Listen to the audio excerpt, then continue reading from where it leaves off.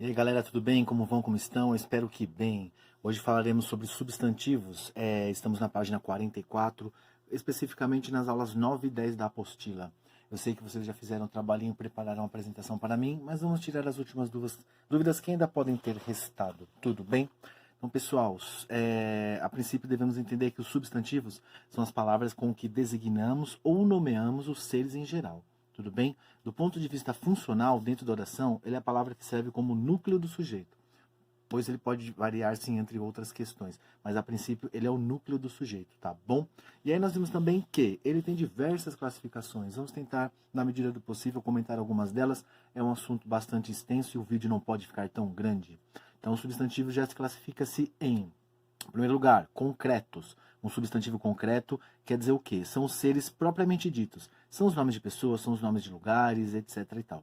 Por exemplo, homem, Pedro, Maria, são todos substantivos concretos, tá? Cidade, São Paulo, Brasil. Não falaremos ainda entre comuns e próprios. A princípio, entender que o concreto é o que propriamente dito designa o nome de pessoas, de lugares, dos seres em geral. Aí sim, os substantivos abstratos designam ações, designam estados e qualidades. Por exemplo, as palavras justiça, opinião, bondade, amor, uma palavra tão complexa e tão difícil de trabalhar, né, que não é em todos os idiomas que existe a palavra amor, mas aqui no Brasil ela existe sim, e é um substantivo abstrato, ok?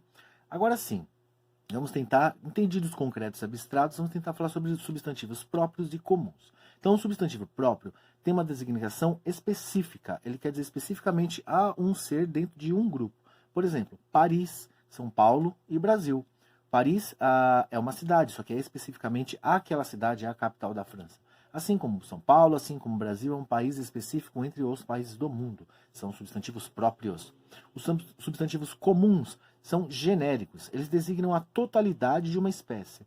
Por exemplo, se país lá era próprio, cidade é um substantivo comum. Se Paris era próprio, cidade é um substantivo comum, perdão. Se Brasil era um substantivo próprio, país é um substantivo comum. Ok? Cachorro é um substantivo comum. Se você der o nome do cachorro, Totó, por exemplo, é um substantivo próprio. Tudo bem? Então tenta entender esses exemplos aí. Ó. Cachorro é um substantivo comum e Rex, ou Totó, ou Lulu são substantivos próprios. Cidade é um substantivo comum e Mauá é um substantivo próprio. Ok? Próxima etapa, a questão dos substantivos coletivos, que eles designam um conjunto de seres, tá bom? Por exemplo, na frase o povo brasileiro. Esse povo é um substantivo coletivo, ele indica as pessoas que vivem no Brasil. Ou então a palavra batalhão significa o coletivo de soldados, lá de integrantes do exército. Ou boiada é o coletivo de bois, significa vários bois. Tudo bem? Então, dando prosseguimento aí, ó, o substantivo também flexiona-se, tá? Entre diversas formas. Aí eu vou pedir a leitura mais aprofundada da apostila, porque existem algumas regras gramaticais que devem ser atentamente observadas, tá? Mas, de uma forma geral, a variação perdão, a flexão é entre singular e plural. Por exemplo, menino e meninos, balão e balões. Aí tem aquelas questões que são mais polêmicas, né? Mais difíceis de a gente entender. Pão e pães, cidadãos e cidadãos, e assim por diante, ok? Então, além de flexionar-se em número entre singular e plural, eles também flexionam-se em gênero masculino e feminino. Por exemplo, gênero masculino é moço, feminino é moça. Então, em geral, a flexão de gênero respeita as regras gramaticais, tá bom? Moço, moça, menino, menina e assim por diante. Mas existem algumas exceções que devem ser memorizadas e, em último caso, recorridas ao dicionário, tá? Ao dicionário de sinônimos também, porque eles não respeitam regras gramaticais, eles são variáveis, tá bom? Por exemplo, cavalo e égua, tá bom? Não é cavala que a gente fala, não é cavalo e cavala, é igual porco e porca, por exemplo. É cavalo e égua. Outra coisa, macho e fêmea. A gente não fala macha, eu tenho um filhotinho de cachorro macho e uma fêmea, não um macho e uma macha, tá bom? A gente tem que ficar atento a isso aí, porque eles são variáveis, beleza? E além do gênero, eles também flexionam-se em grau.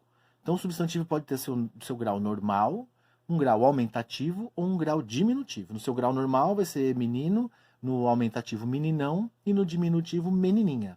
Por exemplo, casa, casão, casinha, boca, bocão, boquinha e assim por diante. O que devemos entender? Que existem alguns valores que podem ser atribuídos aos substantivos, caso eles flexionem em grau, tá bom? Então, por exemplo, alguns valores do aumentativo, ó. Alguns aumentativos podem ser usados em tom pejorativo ou de valorização. Tom pejorativo é para, digamos, fazer uma avaliação negativa da pessoa, para criticar, por exemplo, né? Ah, fulano tem um narigão. Ah, aquele menino é um porcalhão. Ou então, fulano é um beberrão. Dentro de uma variação de grau aumentativa, você deu um tom pejorativo a esse ser, ok? Ou com uma questão de valorização, o contrário da função anterior. Por exemplo, nossa, eu recebi um dinheirão, quer dizer muito dinheiro. Ou, aquele rapaz é fortão, quer dizer que ele é muito forte. Tudo bem? Então, esses foram os valores do aumentativo. E os valores do diminutivo, alguns substantivos no diminutivo exprimem tanto afeto, carinho, saudade ou também depreciação. Então, a gente flexionando o substantivo em grau, aumentativo ou diminutivo, muda totalmente o significado e a função dele dentro da frase, ou do texto, ou da ideia que você quer dizer. Por exemplo, ao falar meu filhinho, meu amorzinho, você está demonstrando carinho, afeto, até saudade. Mas você também pode fazer de uma forma depreciativa, né? Por exemplo, você só me deu esse suquinho para beber, quer dizer, eu ainda estou com sede, eu quero beber mais. Ou então, você é um frangote, é o diminutivo de frango para dizer que a pessoa é fraca e assim por diante. Amiguinhos, é isso, tem que ser rápido, o conteúdo é grande, façam as leituras e tamo juntos. Tchau!